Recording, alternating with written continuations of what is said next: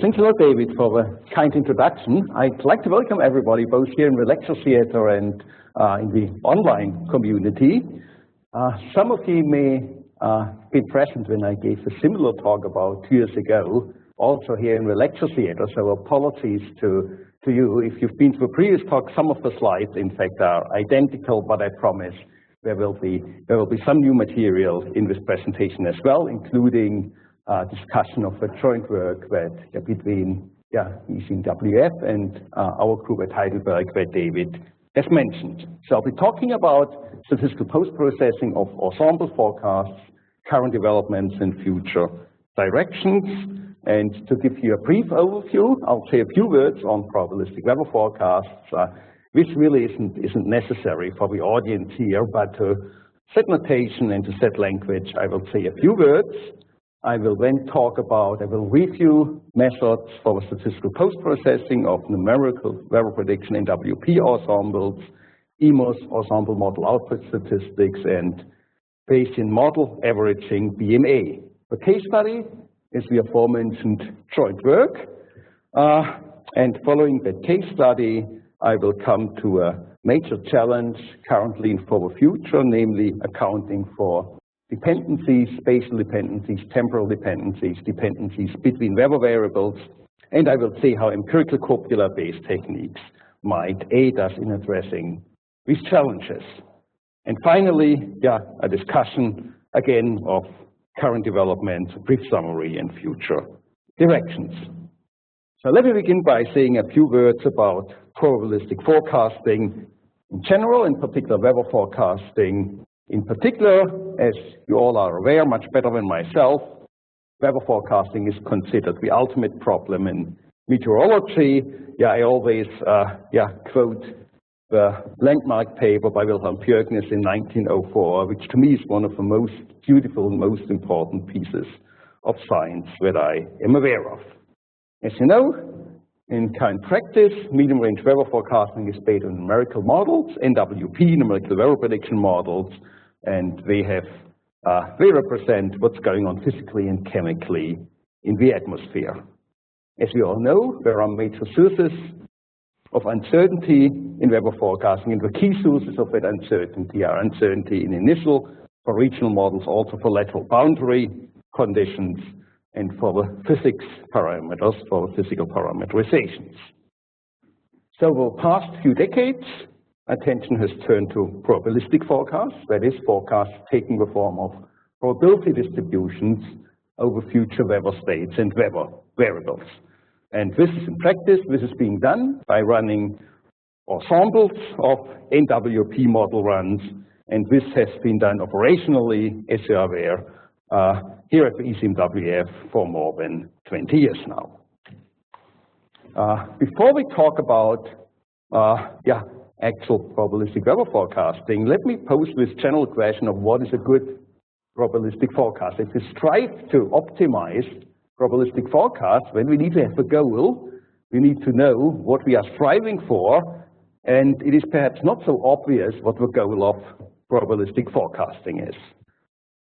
One paradigm is, and we formulated this in the paper in 2007, that the goal of probabilistic forecasting, again remember the forecasts are coming in the form of probability distributions, is to maximize the sharpness of those predictive probability distributions subject to calibration.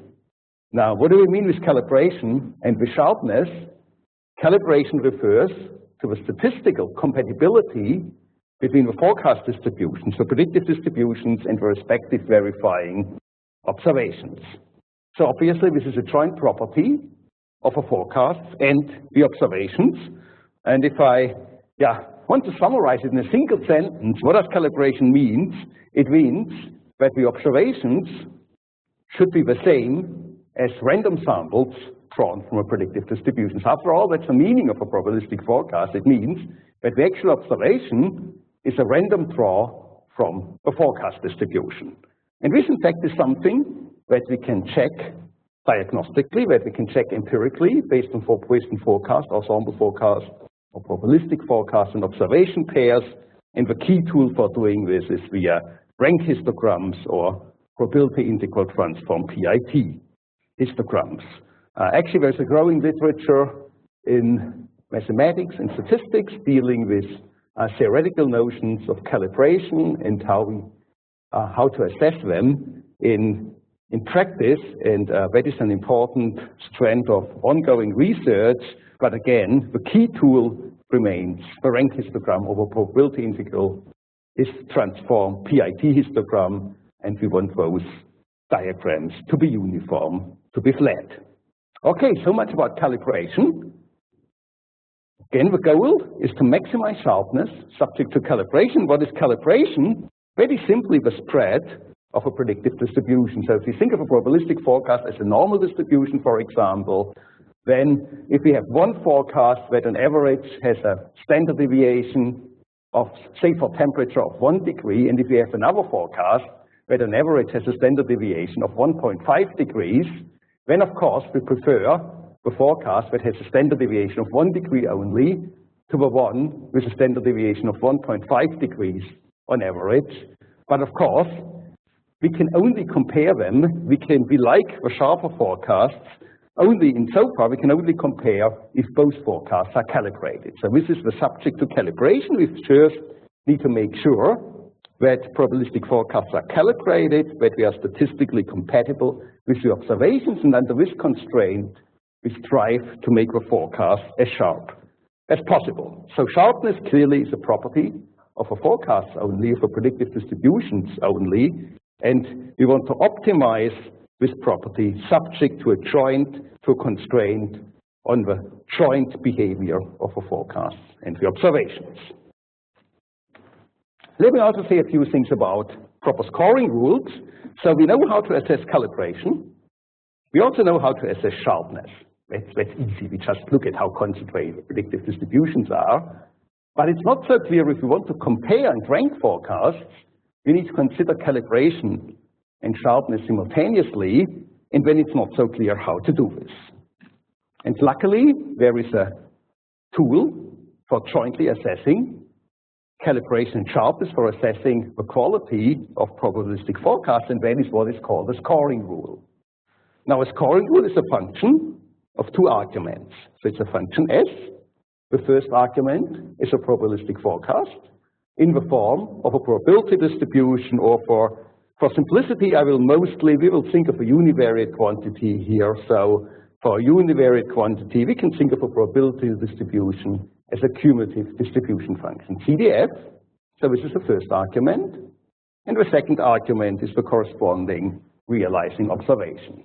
So a scoring rule is a numerical value that we assign to each pair of probabilistic forecast and respective realizing observation. And just for definiteness, we consider scores to be negatively oriented. So, yeah, we want them to be as small as possible, and forecasts thus aim to minimize scores. So what scoring rule should we be using? And there is now a general consensus that we should only be using what's called proper scoring rules.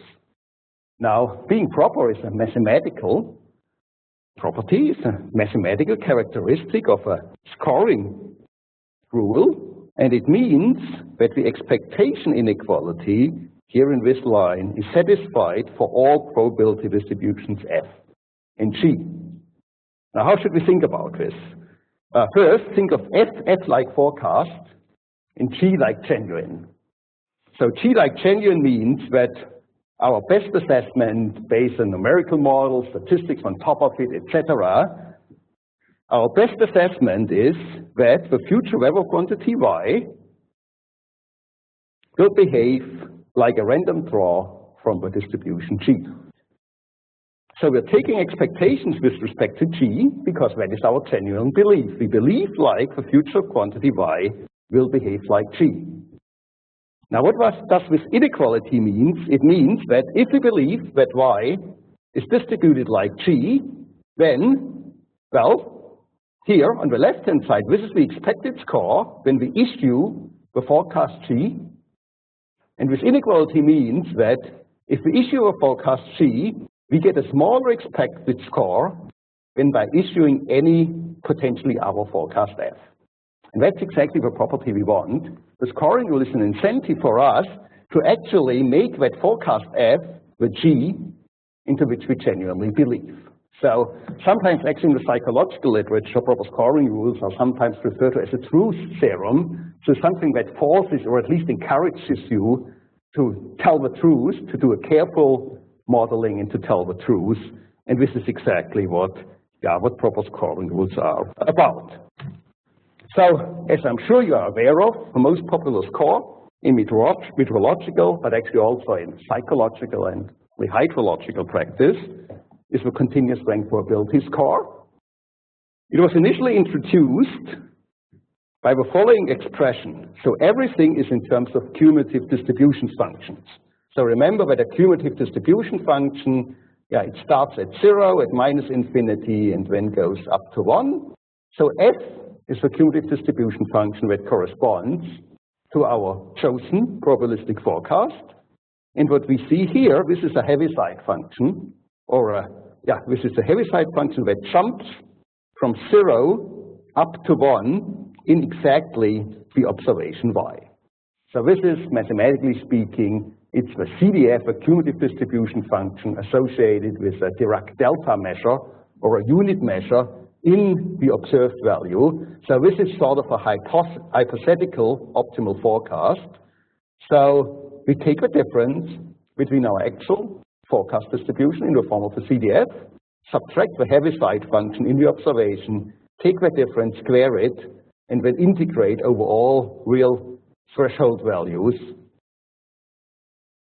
y. And actually, here is a typo. This should be y being greater than or equal to x. So please excuse for this. It jumps from 0 to 1 in the observation y. So we square this expression, and if you take a look at it closely, then actually it is the integral of a prior score for the respective probability forecast at each real value threshold. So you can also interpret it as an weighted integral of prior scores. And actually there is this expression here. The equivalence can be shown here under the assumption of a finite first moment. And the second expression, which is relatively new, it tells us why this continuous strength probability score comes in the same unit as the observations, because every term here in this line comes in the unit of the observation. So when we issue probabilistic forecasts for temperatures in degrees Celsius, when the CRPS comes in degrees Celsius, etc. Also, what we immediately see from this, in the case of a single value of a deterministic forecast, the CRPS reduces to what we all know to be the absolute value, the absolute error between a point forecast, say z, and the realizing value y. And so the CRPS also provides a direct way of comparing single-valued forecasts and probabilistic forecasts. So this score has a lot of nice properties, and we will use it in the case studies that follow. Okay, with this kind of introduction on probabilistic forecasts in general, let me turn to the statistical post-processing of ensemble forecasts. Yeah, so ensemble forecasts, we all know them. We have gone a great way in ensemble forecasts. We have been improved substantially over the past 20 years, but nevertheless, we are subject to all types of probabilistic biases, model biases, lack of calibration, etc. And typical experience for service weather variable, if you plot rank histograms, they are U-shaped rather than being uniform or flat. So this indicates the typical underdispersion for surface weather variables. That is the ensembles today. Typically, there is not enough spread in them, so we don't map all types of uncertainty. So if you want to generate calibrated and sharp predictive distributions, typically we cannot use the raw ensemble, and some form of statistical post-processing is required. The idea, of course, is to exploit structure in historical and past forecast observation pairs, so to look for systematic deficiencies in the model output and to correct for these. So obviously we can only do this if we have suitable training sets available that consist of past ensemble forecast observation pairs. And one typically uses a rolling training period, and on the basis of this rolling training period, say the past month or with seasonal adjustments the past year or so, the training period is used to estimate the statistical parameters in the post-processing techniques. Nowadays, we have reforecast data, so training sets can be usefully augmented by reforecast data. I will say more on this. Actually, there is still potential in this that hasn't been exploited, I believe. So I will say a few more things about this at the end of the talk. And let's just keep in mind that simple bias correction doesn't suffice. Think of precipitation and additive bias correction certainly doesn't suffice. We might even get negative forecasts of precipitation amounts if we do this. So we really need more than a simple additive bias correction. We need full statistical post-processing that addresses all types of probabilistic biases, including kind of standard additive biases, but also addressing lack of calibration, invariances, maybe in the third moment in skewness, etc. So how is this being done? And I think it's fair to say that two general approaches to doing this have emerged over the past decade or so. And I will refer to them as ensemble model output statistics, EMOS, or non-homogeneous regression. The first type of technique in Bayesian model averaging as the second type of technique. I'm well aware there are many more statistical post-processing techniques, but I believe that essentially all of them can, with some type of interpretation, really be considered as falling into either the EMOS category or the BMA category. So what's the general idea of EMOS? So we want to find the conditional distribution of a future Weber quantity y, conditional on our knowledge from the ensemble, so x sub 1 up to x sub m, those are the respective ensemble members. And the idea in EMOS is that we say that this conditional distribution has some parametric form, for example, a normal distribution in the case of temperature, or something like a Bernoulli gamma mixture in the case of precipitation, or maybe a generalized extreme value distribution for something like peak wind. And, well, the parameters of that single distribution depend on the ensemble values in suitable ways. And I will give more specific examples in what follows. So again, the general idea is that the conditional distribution of a future Weber quantity given the ensemble values is a single parametric distribution, and the parameters of that distribution are derived from the ensemble values in some way or another. Now, Bayesian model averaging has a different type of philosophy. The philosophy is that the conditional distribution, again, of a future Weber quantity, given the ensemble values, is a mixture of distributions.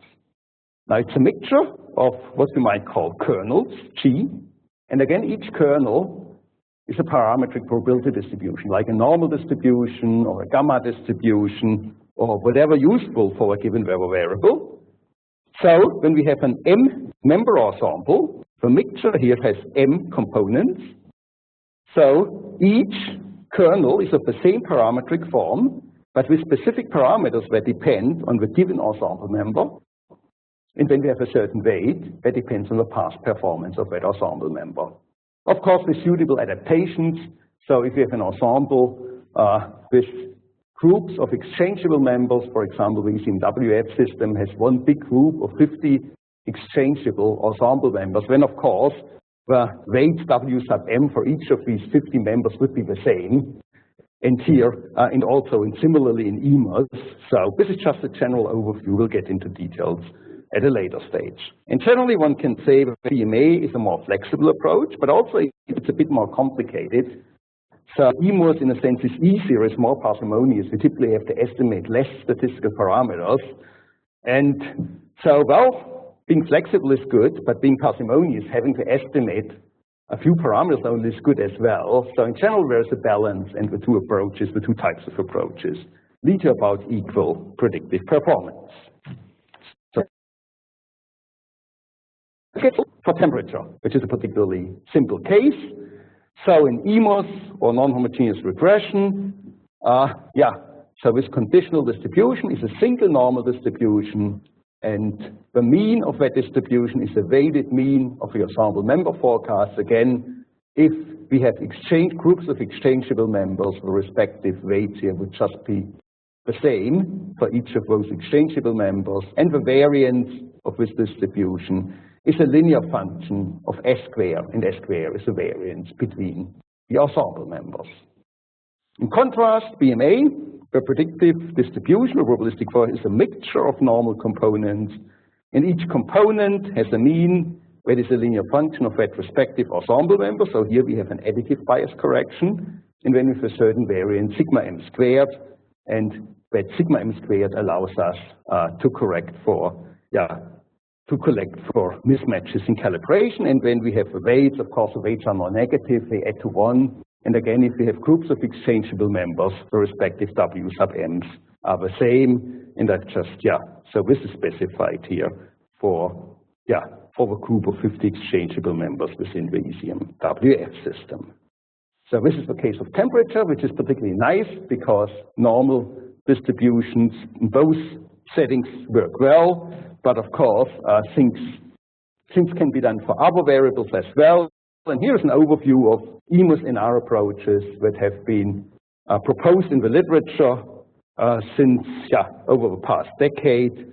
And so the temperature, pressure, wind components for these variables, normal components work well. For precipitation amount, of course, we have to use probability distributions that are concentrated on the positive half axis.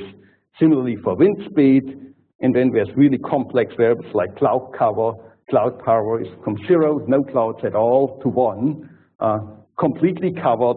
And then we need to make sure there's point masses at 0 and 1. That would be a Bernoulli component. And then one can use beta densities for the part in between from 0 to 1. Here's an example. This is based on the 50-member ensemble only. This is for a certain wind component at Hamburg, Germany, and you can see these are the 50 original ensemble members. So here we high resolution, the control member are not taken into account. We see there is a bias in the forecast, and that can be corrected for by statistical post-processing. And similarly, the ensemble tends to be underdispersive. So we need to add a little bit, hopefully not too much, of spread to get calibration. In BMA, similar setting, except that we don't model, to go back here, we enter distribution, so we have a mixture, and the specific parametric forms apply to that kernel G. And again, things depend on the variable, and temperature, pressure, wind components, here a normal kernel works fine.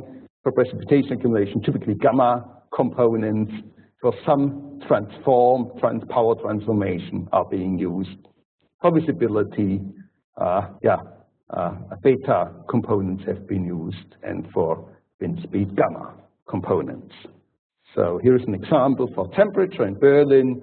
Here again, we see how post-processing corrects for biases, and here also we see how it corrects for underdispersion.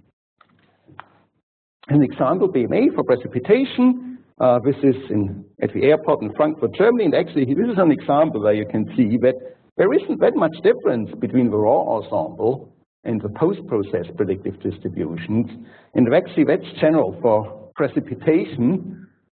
I'm not sure we really know why, but if we compare between the different weather variables for temperature, pressure, wind, cloud cover, etc., usually there are big gains by statistical post-processing. For precipitation, the gains by statistical post-processing tend to be substantially smaller as compared to the raw ensemble. And this corresponds to what we see here. So post-processing doesn't change that much. It helps a little bit at most stations worldwide, but not a lot.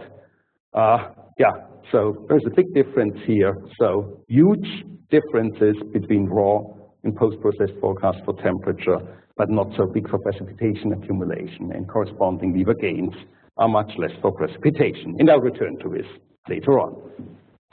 Here's just a few selected experiences. So both EMOS and BMA have been applied essentially worldwide, including work here at ECMWF. Also, I personally got started working in the area when I was at the University of Washington in Seattle in the United States, and jointly with the Atmospheric Science Department, we're in a group in collaboration with Cliff Mess and with students. Actually, we implemented BMA, post-processed forecast based on the University of Washington mesoscale ensemble. And many years ago, we created a real-time probabilistic weather forecast website at www.propcast.com. So that is still alive, even though the project is no longer alive. So this was one of the first examples how to implement statistical ensemble post-processing in real time. But let me now turn to very recent work that I actually feel really excited about. Actually, I'm not a co-author on this case study, so it's just been published. I think the paper was published on December 27, 2014, and it's joint work between ECMWF. So you can see several authors here at ECMWF.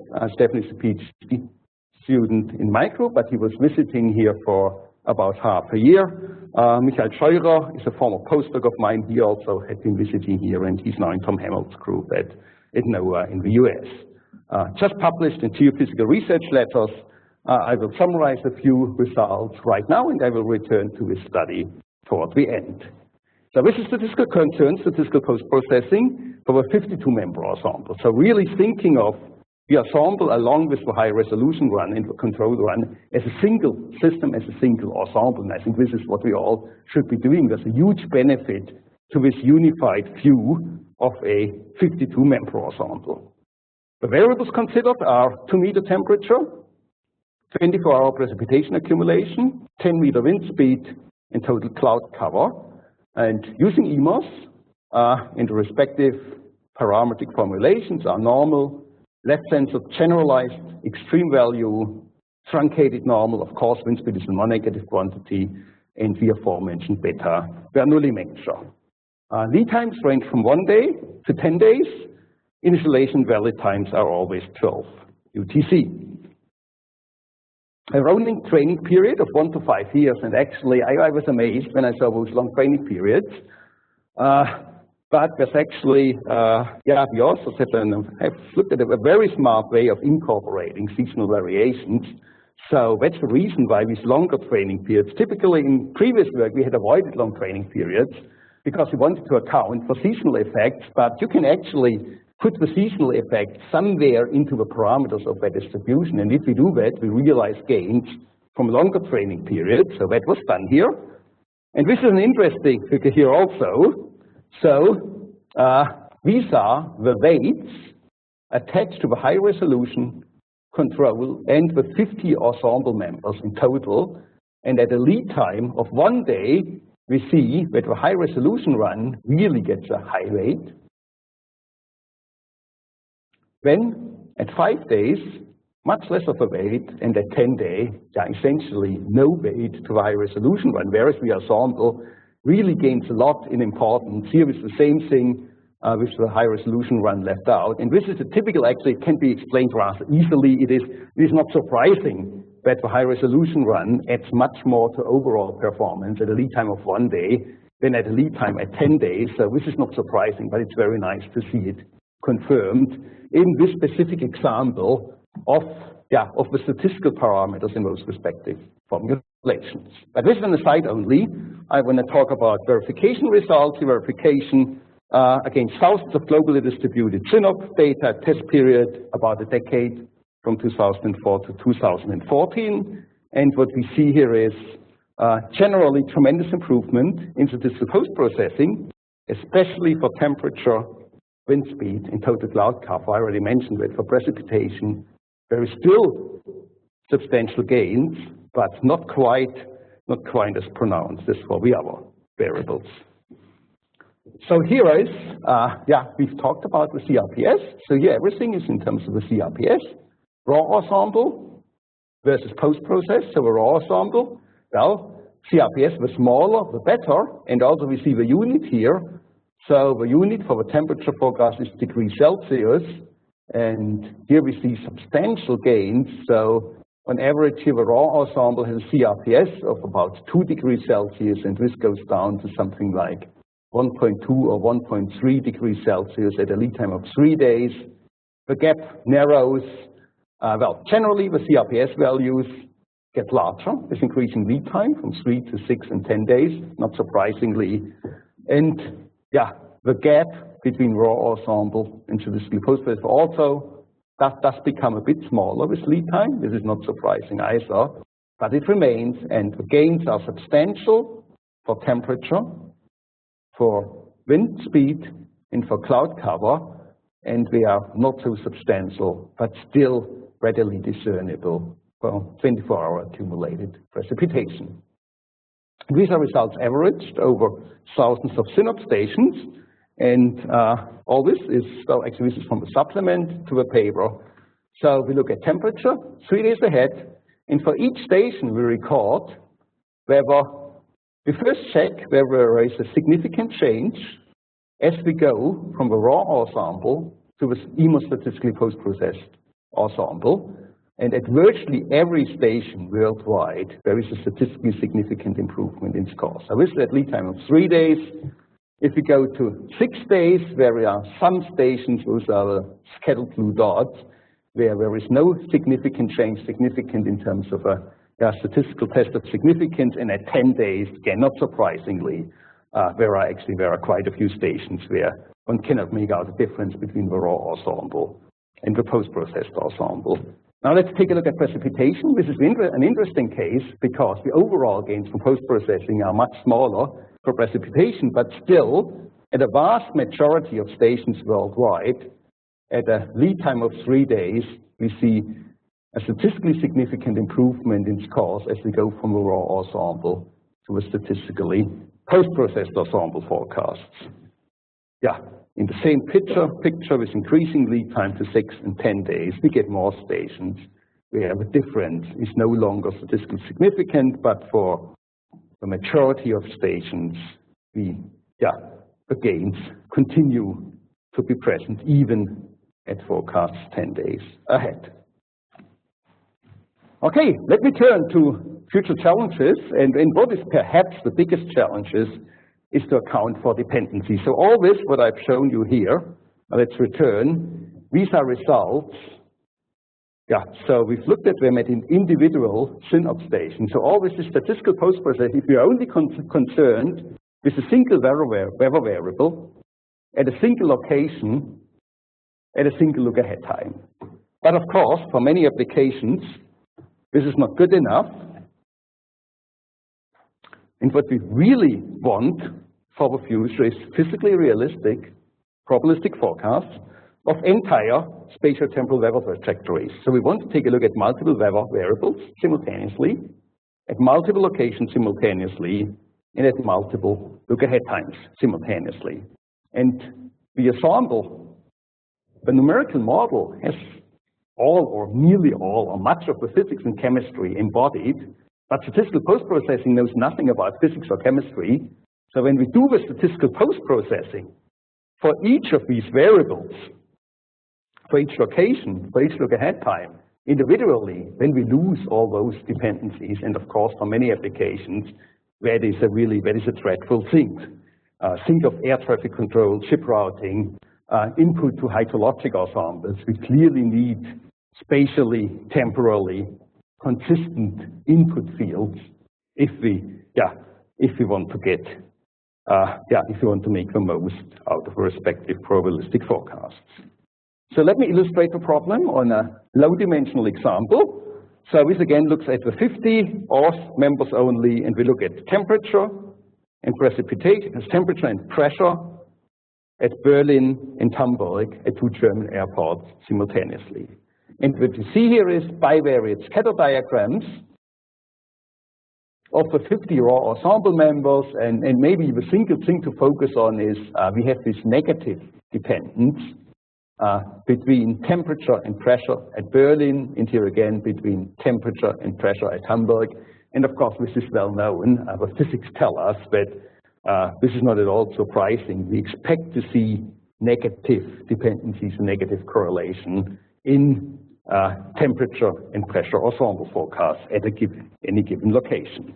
But if we do statistical post-processing, in a univariate way for each of these four variables individually, and then just throw them together independently, then we completely lose those dependencies. So as you can see from the histograms in the diagonal, statistical post-processing changes each of these four forecasts, and it changes them to the good, as we've just seen in the case study. So everything is great if we look at the individual variables, but if we then throw those ensemble forecasts together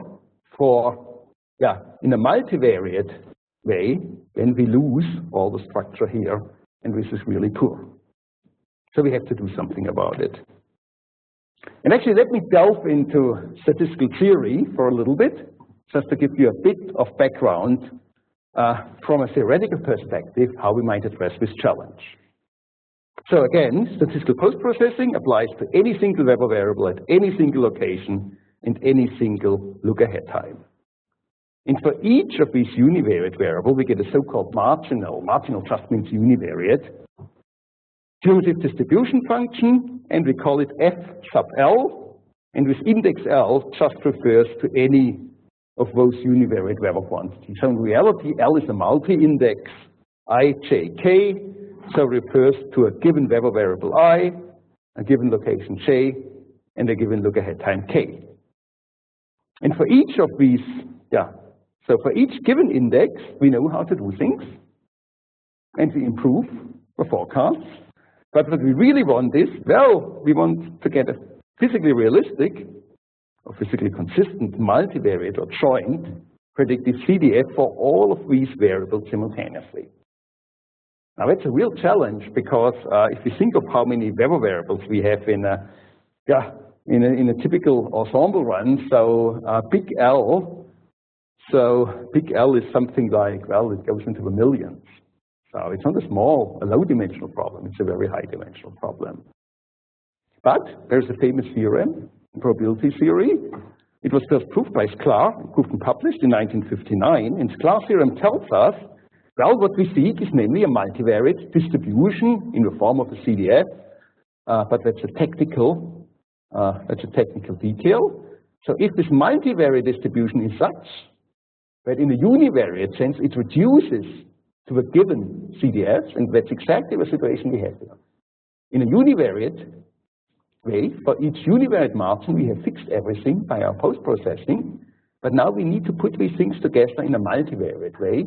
And Sklar's theorem tells us, well, how can we do this? We can always do it in this way, on the right-hand side. On the right-hand side, we have a function c here. This is what's called a copula, and the copula is a multivariate cumulative distribution function with standard uniform margins. So a particular type of multivariate distribution, one that is rather accessible, and then we can plug in those marginal or univariate predictive CDFs as arguments here as the L arguments in this copular formulation. And why is this theorem, why is it so fundamental and so important? It tells us that there is nothing lost by doing things for each Weber variable individually first, because we can recover any multivariate structure by applying this copula C to respective univariate structure. So nothing is lost by the way that we do things. We just need to find the right copula here, and when we convert with a univariate post-processed distributions that we've obtained by using EMOS or BMA or whatever technique we prefer. So the challenge in practice is to find such a copula C, and if L is small, this actually can be done in parametric ways. And I will not go into the details here. So the most obvious thing is to use a Gaussian copula that brings back things to a multivariate normal distribution, but there's other ways of using copulas, and actually this has been done in low-dimensional settings with great success. Here's a number of references. But if we become serious about spatio-temporal Weber trajectories, L really is huge. It can go into the millions. And when these parametric techniques, they simply break down. They are no longer feasible. They don't make sense. And the way to get out of this dilemma is to use so-called empirical copulas. Now, empirical copulas are copulas derived from data sets And there's two ways of doing this, well, at least two ways. We can derive those empirical copulas. They essentially embody rank dependencies, either by using sets of historical web observations, and that's really what's behind the Schaake shuffle introduced by Clark et al. In 2004, or we can derive them from the ensemble forecast at hand, and that's what we call ensemble copular coupling, ECC. So here is how it works, and let me first introduce ECC. So we have an ensemble of size m equal to 50 or 52 for the ECMWF system, and for those univariate Weber variables y sub l. In the first step, we do the univariate post-processing. Nothing changed, everything just as before. In the second step, we take a sample of size m. Now, m is the size of a dynamic ensemble from each of these univariate distributions. And the easiest way is to take equally spaced quantiles, but we can do it in other ways. We can take random samples. One can do something like a member-to-member post-processing. That's a closely related, very nice idea. But the important thing is we draw a sample of from each of the univariate distributions of the same size as the raw ensemble.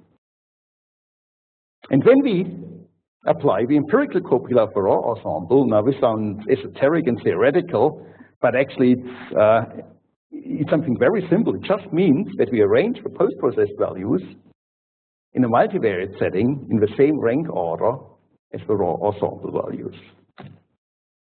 And I continue to quote Jonathan Flowertew's 2012 report, because he explained this so nicely that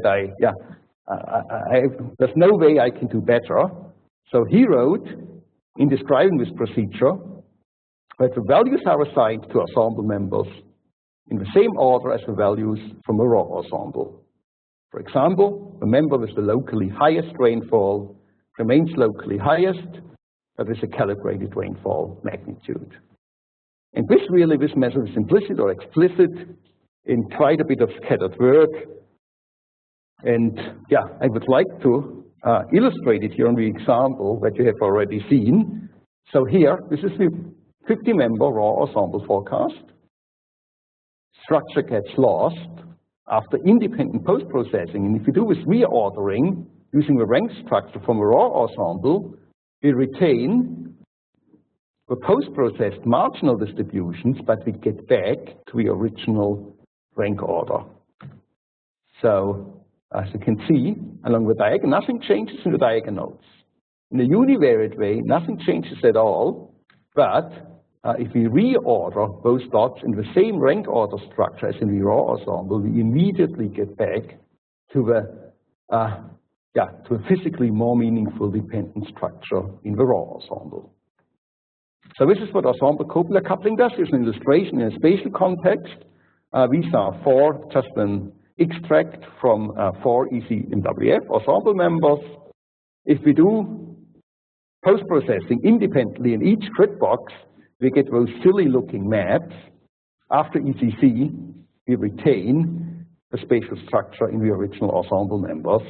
And so we have seen we have a bias correction here, transformation to higher values, which was warranted, at least to some extent. So this is a respective verification, but we also retain the spatial structure in the original ensemble members. And finally, let me compare here ECC and the Schaake shuffle. So this is the very same slide that you have already seen, and I'd like to contrast it to the Schaake shuffle. So almost everything is the same here.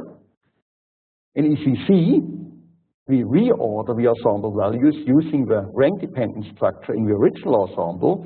In the Schaake shuffle, we do exactly the same thing, but that rank order structure is taken from a historical Weber record. And the nice thing about the Schaake shuffle is, so for ECC, our post-processed ensemble needs to have the same number of members as the original ensemble, and that typically is small. But for the Schaake shuffle, well, we can get ensembles of a much larger size, namely n, if we take a respective historical weather record of that larger size n. So in a sense, and I will make that point in the discussion, in ECC we only use the numerical model to do the multivariate modeling. In the Schaake shuffle, we only use historical weather observations to do the multivariate dependent modeling. So none of this can possibly be optimal.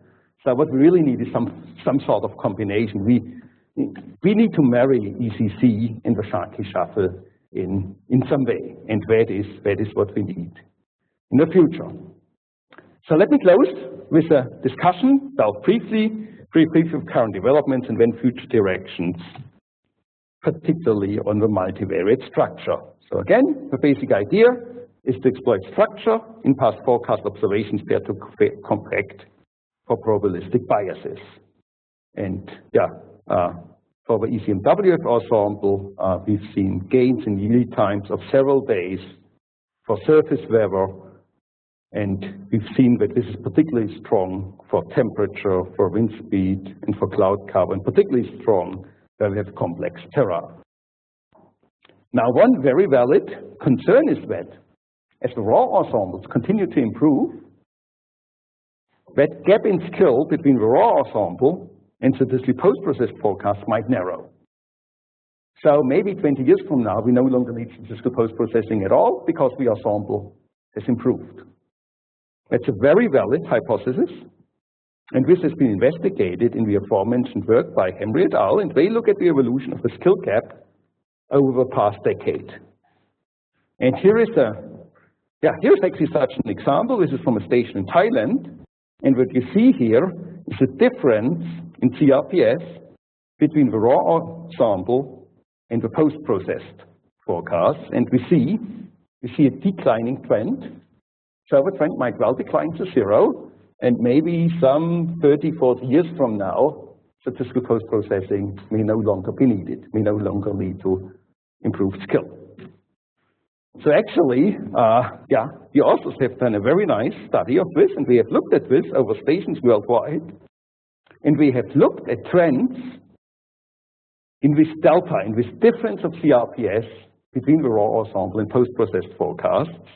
And actually, and that was quite a surprise to me, we see that in a majority of stations, we don't get a significant trend at all. These are positive or negative. Overall, a few more stations in percent show a negative trend when do show a positive trend. So negative trend indeed means that the skill gap becomes smaller. But overall, for a majority of stations, particularly for precipitation, but also for temperature, the skill gap does not appear to close, and we suggest that post-processing will keep adding value in the foreseeable future. So indeed, it seems to make sense to continue work in post-processing for the next few decades or so at least.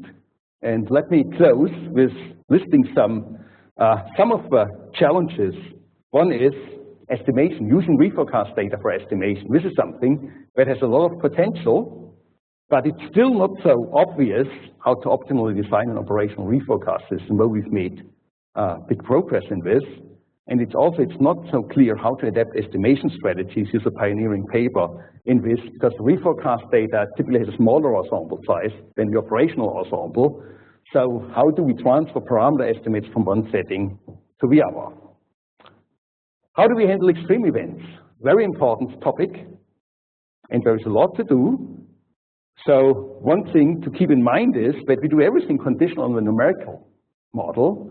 So of course we can only succeed here if the numerical model has an ability to signal pending extreme events. Then we can use extreme value distributions. We can use them as forecast distributions in EMOS and in BMA. We can do so, we can always do so, but we might also employ a regime switching approach where we employ them only when the ensemble median or ensemble mean is above a certain threshold. So there really is a need for further methodological development and comparative studies. And to close, we need to look at multivariate post-processing. I believe that empirical copula-based approaches such as ECC, the Schaake shuffle, show great promise. To contrast ECC and the Schaake shuffle, ECC adopts a rank-dependent structure from the ensemble forecast. So everything is borrowed from a numerical model. For the Schaake shuffle, everything is borrowed from historical weather observations. So it seems to me that we ought to marry the two methods, find ways of using both information from historical weather observations, but also from a dynamic ensemble. For ECC, there's also the question, how exactly should we do the quantization step? We distinguish Q like one tile, R like random draws, and T like transformation, those are member-to-member methods. What is best? There is a lot of scope for development here. Yeah, and finally, yeah, thanks for your attention. Here is some references, including the case study by Henry Scheurer, Pappenberger, Bogner, and Titan, that I believe has a lot of important findings. So much. Thank you for your attention.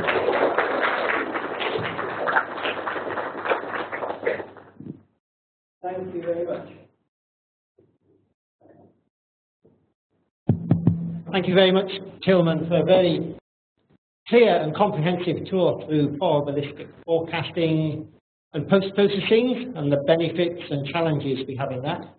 So, any questions?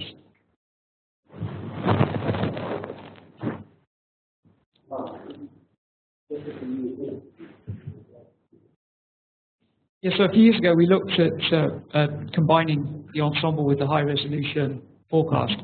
It's sort of like your Bayesian model averaging, but it was for precipitation. What we did was we put delta functions on the ensemble members rather than try to put some kind of distribution, because at the end of the day we're only interested in the cumulative distribution, and so you don't really necessarily need a smooth PDF. And that seemed to work quite well and produce quite good improvements in the overall scores. I guess the advantage, well, the difference there is that you're kind of combining two things. You're getting extra information from the different forecasting systems, but you're also trying to calibrate those forecasting systems. I guess the approach that I was taking was to just take the information